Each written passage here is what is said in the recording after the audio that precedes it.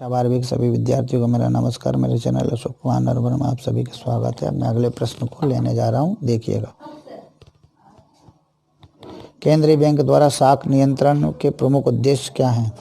प्रमुख उद्देश्य केंद्रीय बैंक द्वारा साख नियंत्रण के प्रमुख उद्देश्य निम्नलिखित हैं। साख नियंत्रण का प्रमुख उद्देश्य देश की आंतरिक कीमतों में स्थिरता स्थापित करना, ताकि राष्ट्रीय अर्थव्यवस्था को मूल्य अस्थिरता के कारण कोई हानि न हो। दूसरा, साख नियंत्रण का दूसरा उद्देश्य विदेशी विनिमय दरों में स्थिरता स्थापित करना। यह विदेशी व्यापार के लिए आवश्यक है। पूंजीवादी देशों में व्यापार चक्रों के कारण आर्थिक अस्थिरता उत्पन्न हो जाती है, जिससे अर्थव्यवस्था को भारी हानि होती है। अतः केंद्रीय बैंक व्यापार चक्रों पर नियंत्रण स्थापित करने के लिए साख नियंत्रण नीति अपनाती है।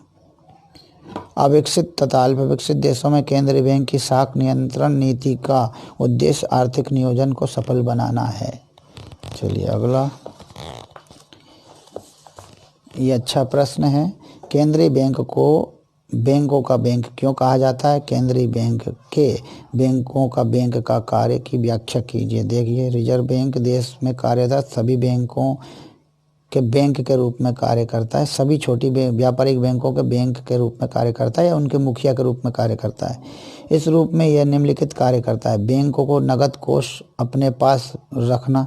बैंकों का जो नगद कोष है कुछ वो अपने पास रखता है। बैंकों को ऋण सुविधाएं उपलब्ध कराता है।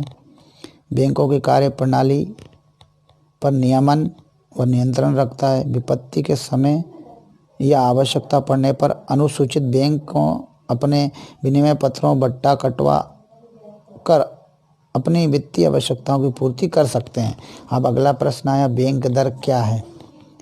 बैंक दर मतलब दीर्घकालीन जो ऋण व्यापारिक बैंक रिजर्व बैंक से लेते हैं। केंद्रीय बैंक से अगर कोई भी व्यापारिक बैंक ऋण लेता है, वो भी दीर्घकाल के लिए, तो उस ऋण पर लगने वाले ब्याज को बैंक दर कहते हैं। फिर भी मैं बता देता हूँ, बैंक दर वह दर होती है जिस पर देश का केंद्रीय बैंक अन्य व्यापारिक बैंकों द्वारा प्रस्तुत प्रथम श्रेणी के व्यापारिक बिलों की पुनर्कटौती करती है अथवा स्वीकृत प्रतिभूतियों के आधार पर ऋण देने के लिए तैयार रहती है।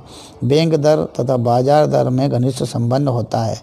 ब्याज दर वह दर होती है जिस पर देश के व्यापारिक बैंक तथा मुद्रा बाजार की अन्य संस्थाएं प्रतिभूतियों के भुगतान या उनके उधार पर ऋण प्रदान करने के लिए तैयार रहती है। केंद्रीय बैंक द्वारा स्फीति काल में बैंक दर ऊंची कर दी जाती है, ताकि साख सृजन कम हो सके, जिससे कि दिक्कत ना हो। भारतीय रिजर्व बैंक के राष्ट्रीयकरण के प्रमुख कारण कौन से थे? देखिए, भारतीय रिजर्व बैंक के राष्ट्रीयकरण के मुख्य कारण निम्नलिखित थे। उस समय 1949 में 1 जनवरी 1949 के पहले जो कारण थे, इसलिए इनको भारतीय रिजर्व बैंक का 1 जनवरी 1949 को राष्ट्रीयकरण कर दिया गया था। तो क्या कारण थे? देखिए, आर्थिक विकास की गति को बढ़ाना या आर्थिक विकास को गति देना, गति प्रदान करना, व्यापारिक बैंकों का संतुलन करना या व्यापारिक बैंकों का संतुलित विकास करना, मुद्रा बाजार को संगठित करना, सरकारी नीतियों व नियोजन का समुचित क्रियान्वयन करना, देश में बैंकिंग संस्थानों पर नियंत्रण रखना, अंतर्राष्ट्रीय सहयोग स्थापित करना। इन सब कार्यों के लिए ही राष्ट्रीयकरण किया गया था। किसका? भारतीय रिजर्व बैंक का। भारतीय रिजर्व बैंक बैंकों का बैंक क्यों कहलाता है, चलो बताते हैं। केंद्रीय बैंक होने के कारण रिजर्व बैंक बैंकों का बैंक कहलाता है, इसलिए भारतीय रिजर्व बैंक भी बैंकों का बैंक है और यह भी भारत का केंद्रीय बैंक है। इसलिए आवश्यकता के समय वह अनुसूचित बैंकों को आर्थिक सहायता भी देता है।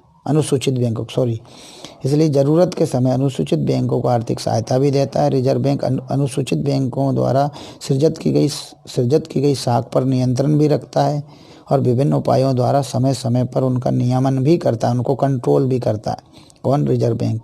रिजर्व बैंक चाहे जब किसी भी अनुसूचित बैंक का निरीक्षण कर सकता है। यदि किसी बैंक की कार्यविधि में त्रुटियां पाई जाती हैं तो उनको दूर करने के लिए सुझाव दे सकता है। कौन?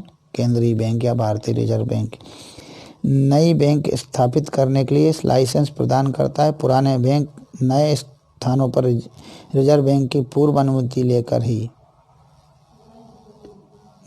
नए स्थानों पर कोई भी व्यापारिक बैंक रिजर्व बैंक की पूर्व अनुमति लेकर ही अपनी शाखाएं स्थापित कर सकते हैं। वह कमजोर आर्थिक स्थिति वाले बैंक को बंद करने के लिए आदेश भी दे सकता है। इसलिए ही भारतीय रिजर्व बैंक भारत के व्यापारिक बैंकों का बैंक है।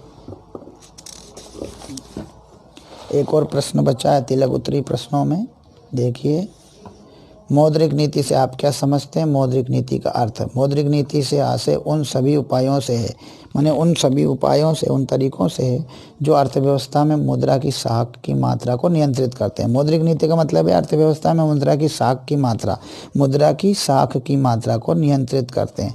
अन्य शब्दों में किसी राष्ट्र की सरकार केंद्रीय बैंक के माध्यम से, कोई भी राष्ट्र की सरकार केंद्रीय बैंक या रिजर्व बैंक के माध्यम से अर्थव्यवस्था में किसी विशेष आर्थिक उद्देश्य की प्राप्ति हेतु यथा मूल्य स्थिरता, विदेशी विनिमय दर स्थिरता, पूर्ण रोजगार और आर्थिक विकास आदि चलन में मुद्रा की साख की मात्रा को नियमित और नियंत्रित करने लगती है, जिस हेतु जो नीति अपनाई जाती है उसे मौद्रिक नीति कहा जाता है। इनके नियमन और नियंत्रण के लिए जो मौद्रिक नीति अपनाई जाती है उसको मौद्रिक नीति कहा जाता है। अर्थात मौद्रिक नीति केंद्रीय बैंक की उस नियंत्रण नीति को कहा जाता है। केंद्रीय बैंक की होती है और ये नीति मौद्रिक नीति, और सरकार करवाती केंद्रीय बैंक के माध्यम से नियंत्रण नीति कहा जाता है, जिसके अंतर्गत किन्हीं विशिष्ट आर्थिक लक्ष्यों की प्राप्ति हेतु मुद्रा की मात्रा में, ब्याज दर में तथा उसके उपयोग को नियंत्रित करने के उपाय किए जाते हैं। इस तरह से इस वीडियो में ये सारे प्रश्न थे। अब मैं अगले वीडियो में अगले प्रश्नों को लूँगा।